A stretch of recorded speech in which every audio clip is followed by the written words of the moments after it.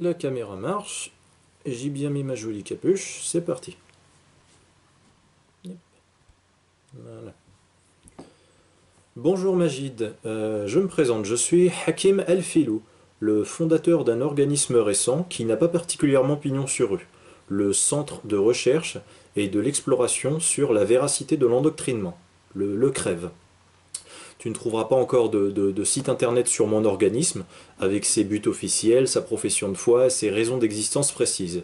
Ce qui, je te l'accorde, en fait sans doute une entité sociale pas spécialement concrète, dont on ne peut pas dire qu'elle a encore fait ses preuves sur quoi que ce soit. Tu ne me connais sans doute pas, je ne suis pas un écrivain comme toi, et d'ailleurs on me dénomme de différentes manières sur internet. Hakim El Filou, voilà mon dernier nom de converti, mais aussi Hakim El Gabri, ou alors Abou Père Noël, enfin voilà, ou d'autres noms. Bref, c'est un peu flou tous ces noms, et je te parle même pas de mon propre nom d'avant ma conversion à l'islam. En gros, j'émerge à peine, mais je me cherche, voilà. J'ai quand même décidé de faire cette vidéo, car je te propose un défi. Voilà, le défi est lancé, j'ai osé le faire. En fait, ce que je voudrais, c'est que toi et moi, nous débattions ensemble à propos de ton livre, que je connais très bien. Il était une fois l'islam, qui est... attends, je l'ai mis sur mon bureau... ah ben non, non. Ah ben non, non, je l'ai pas ton livre, excuse-moi. En fait, oui, enfin, je disais, je le connais très bien. Je l'ai feuilleté en allant dans une Fnac, mais bon, enfin bref. J'ai pas lu ton livre entièrement, d'accord, mais c'est pas grave. Je veux quand même débattre avec toi à propos de ton livre, et j'ai de bonnes raisons de penser que tu as tout intérêt à accepter mon défi.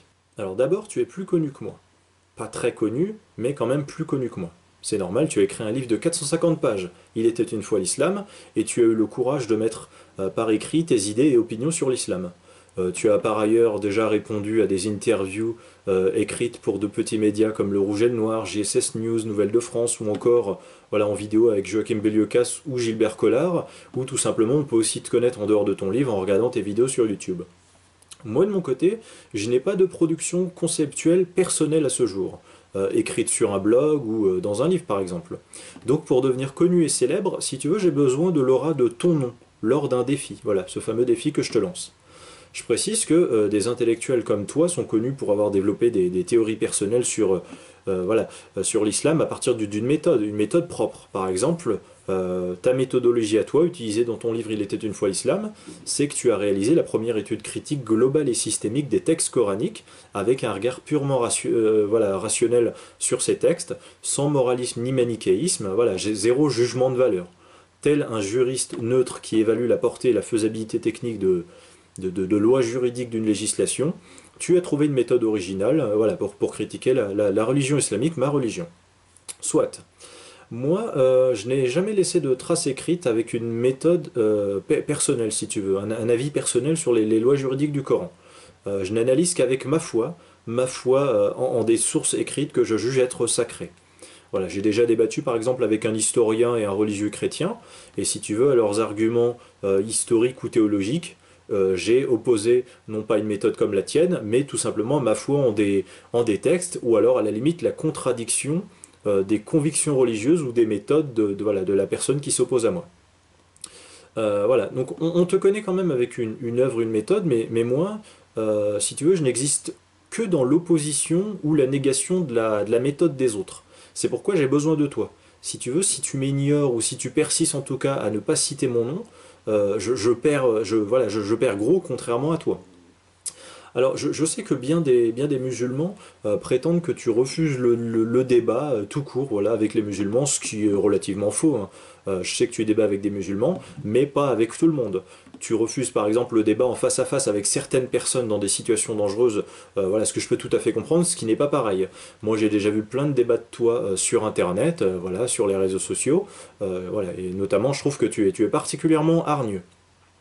En tout cas, tu as été menacé de multiples fois, voilà, menacé de mort, et tu vis en semi-clandestinité dans ton propre pays, contrairement à moi, qui suis musulman et pas apostat de l'islam, et qui peut me balader tranquillement dans les rues, voilà, sans risquer qu'un islamophobe m'ayant précédemment menacé de mort ne tente de me tuer.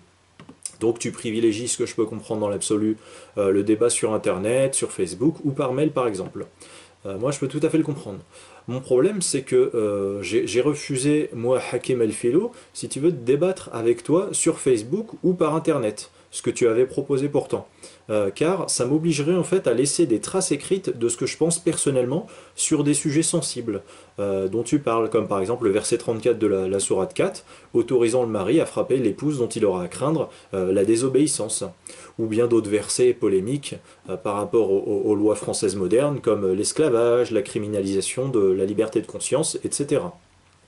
J'ai donc refusé ce débat sur Internet à l'écrit, facile et immédiat, d'ailleurs on pourrait même le faire éventuellement dans la minute si je le voulais, mais en fait je ne veux pas parce que mes fans et mes soutiens, si tu veux, ils tomberaient de haut à voir comment tu me ferais passer pour un individu qui défend des comportements et idéaux contraires aux valeurs françaises, voire même illégaux. C'est pourquoi, si tu veux, je refuse de répondre par exemple à ta simple question. Le verset 34 de la sourate 4 du Coran autorise ou interdit au mari de frapper l'épouse dont il aura à craindre la désobéissance. Je peux pas répondre à ça, si tu veux, parce que je peux pas laisser de traces écrites avec un mensonge éhonté où j'oserais dire que c'est interdit. Voilà, je peux pas dire que c'est interdit, parce que voilà, je peux ni dire que c'est interdit, ni dire que c'est autorisé. Si tu veux, je suis gêné en fait. Donc je préfère répondre oralement, tout simplement dans une vidéo. Voilà, comme ça, je parle de plein de choses différentes, j'essaie faut un peu de noyer le poisson, tu vois, de parler de statistiques sur la violence conjugale en France. Voilà, par exemple, je prends un Coran, je peux aussi m'amuser à faire de la spéléologie sémantique, tu vois, avec le verset 34 de la sourate 4. Tu vois, par exemple, je peux dire Ar-rijalu qawwamuna ala nisa, ou alors Fassalihat qanitat, ou alors Ila takhafuna nushuzahunna. Tu vois, ça c'est ce que je suis en train de lire, c'est le verset 34 de la sourate 4, je dis ça pour les francophones qui liraient. Voilà, c'est quelques extraits que j'ai lus par exemple, des phrases très claires et polémiques bien évidemment, dans ce verset.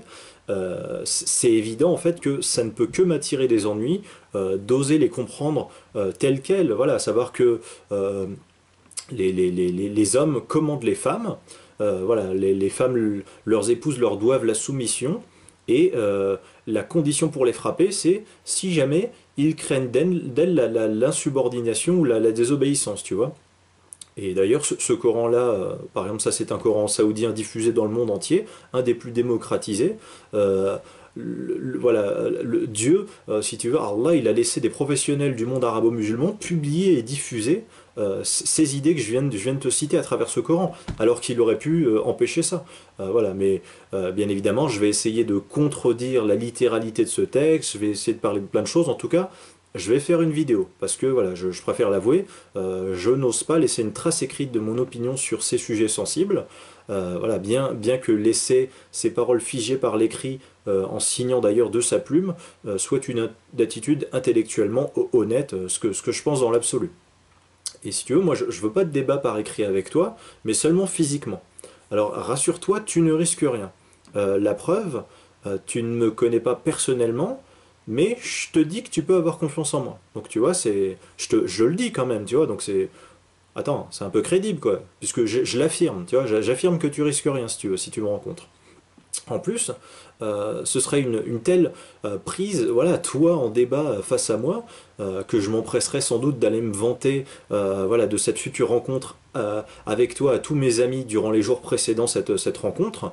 Bon, en 2015, l'année dernière, année de multiples attentats terroristes en France, il y a eu des sondages sujets à caution qui ont montré qu'un pourcentage non négligeable de gens, notamment de musulmans, en France ou en Allemagne par exemple, ou en Angleterre, voilà, sont favorables à l'État islamique. Entre 15 et 20% par exemple. Voilà, on peut dire que ça ferait, disons, allez, un individu sur 6, tu vois. Et si tu veux, il y en a nécessairement dans ces sondages-là qui sont favorables au khalifa, mais qui ont dû mentir et puis prétendent s'y opposer. Voilà, pour ne pas éveiller les soupçons du sondeur mécréant, si tu veux. Donc, si nous devions débattre ensemble, toi et moi, et disons que avant de se rencontrer, je me vante de ma future rencontre avec toi à 60, voilà, je m'en vante devant 60 personnes, 60 musulmans.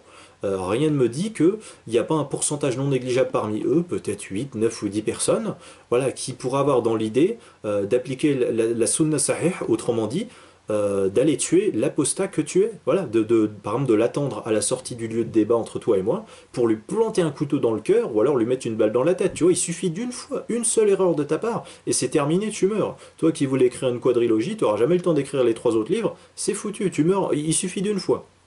Mais bon, même si voilà, j'admets cette possibilité, moi je voudrais que tu ne t'en fasses pas, voilà, je voudrais que tu me fasses confiance. Si je te dis que je garde ça pour moi, c'est que je garde ça pour moi.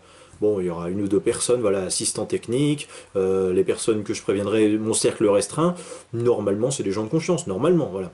Je te demande de me rencontrer et de me faire confiance, tu vois. Parce que j'estime que tu devrais m'accorder quand même un petit bénéfice du doute. Je t'ai jamais fait de mal. Pour l'instant, je me contente de parler. Les gens me voient en vidéo. Voilà. Oui, je veux pas parler avec toi par écrit. Je veux directement te rencontrer. J'avoue, ça fait un peu suspect. Rien n'est plus simple de débattre directement par écrit. Mais moi, je me dis, ça fait un peu suspect. Mais je te demande en tout cas de me faire confiance. En tout cas, j'ai prévu le coup au cas où tu ne voudrais pas débattre physiquement face à moi, parce que j'ai peur de laisser une trace écrite de mon avis, hein, un regard de croyant sur le Coran, face à ton avis, un regard juridique et littéral. Euh, donc 2 méthodes, si tu veux, impossibles à concilier en l'apparence comme ça en débat. J'ai diffusé cet extrait de vidéo. Ah oui, pas de problème, de toute façon, il y a des gardes du corps, il y a une fouille à l'entrée, tête, Ouais. pas de métal sur eux, pas de grenade, oui, pas de souci. Voilà, je vais les piétiner, je sais que je vais les piétiner, mais voilà, mais moi, il n'y a pas de problème, ils ont tout à perdre à débattre avec moi, mais je voudrais quand même qu'ils débattent avec moi. Pas de grenade, oui, pas de souci. Pas de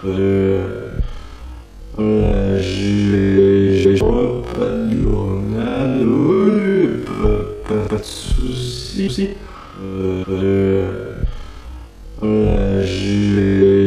Pas de grenade, oui, pas de souci. Voilà, je vais les piétiner. J'aurai pas de grenade, oui, pas de souci. Voilà, je vais les piétiner. Alors tu vois, en fait j'ai collé 2 morceaux de vidéo ensemble. En fait on y voit un grossier effet de fondu. Tu vois, tu parles et tout d'un coup ta tête bouge brutalement. Voilà, hein, et du coup en fait il y a un morceau d'une phrase que j'ai collé avec un morceau d'une autre phrase. Et du coup en combinant les 2 extraits, de façon malhonnête certes, d'une interview que tu as réalisée, voilà, je fais croire aux musulmans que tu as dit la phrase «Je piétinerai n'importe quel musulman en débat quand il le souhaitera», alors même que la fin de la phrase concerne une question de ton interlocuteur par rapport à Malek Shebel et Tariq Ramadan, dont tu as étudié les livres et à qui tu reproches d'être des enfumeurs que tu aimerais piétiner en débat, même si, comme tu l'as dit toi-même, ils n'ont aucun intérêt à faire ça avec un outsider comme toi, et tu ne le ferais sans doute pas à leur place. En tout cas, voilà, en ayant diffusé cela, si tu veux, plein de musulmans naïfs qui, comme la plupart, ne vérifient pas les sources et aiment bien croire sur parole les on-dit, voilà, plein de musulmans ont l'impression du coup que tu les as provoqués en fait. Moi, ça m'est assez utile comme méthode. Ça augmente ma popularité, si tu veux. Tu vois, je suis l'ennemi de celui qui provoque les musulmans, qui est leur ennemi. Et du coup, j'espère que tu vas te sentir obligé de débattre avec moi. Voilà, si tu as un minimum d'orgueil.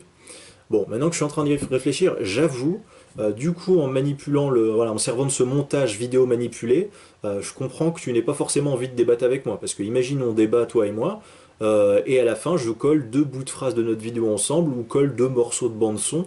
Voilà, et puis ça pourrait te faire une sale réputation, tu vois, si je te faisais à nouveau dire quelque chose que tu n'as jamais dit. J'avoue, j'ai pas été très malin en diffusant ça, hein. Là, je te donne un bon prétexte éventuellement pour refuser de me faire confiance, ou en tout cas d'espérer un débat honnête avec moi. Enfin bref, je récapitule. Donc, certes, tu ne me connais pas, mais je te demande d'avoir confiance en le fait que l'apostat et auteur d'un livre contre l'islam que tu es ne risque rien à me rencontrer physiquement. Voilà, en tout cas, tu ne risques rien de moi. Voilà, je te le dis, donc il faut me croire. La preuve, je le dis, tu vois. Donc, moi, je sais que des dizaines de gens veulent un débat en face à face avec toi et te l'ont déjà proposé. Tu me diras, pourquoi tu devrais me choisir moi plus qu'un autre? Ai-je prouvé que je peux te contredire, voilà, contredire ton livre en publiant par exemple un article écrit contredisant ton livre, avec source à l'appui, avec citation de page à l'appui? Non, certes, non. Je n'ai pas réussi à contredire la démonstration que tu fais dans ton livre quand tu prétends, et tu l'avais expliqué sur Facebook, parce que j'ai pas lu ton livre entièrement, j'ai pas lu ces passages-là. Voilà, quand tu as expliqué sur Facebook que le Coran est un livre esclavagiste, misogyne et ennemi de la liberté de conscience, et tu aimerais que quelqu'un te démontre au moins que un de ces 3 aspects-là, voilà, est faux depuis ton paradigme, depuis ta grille de lecture. Moi, je t'ai dit, encore une fois, je peux pas faire ça. Je peux pas laisser de traces écrites de ce que je dis. Je ne le fais pas. Voilà, je préfère me contenter, si tu veux, d'être face à des gens et de contester leurs sources. Voilà, sur le fond ou sur la forme.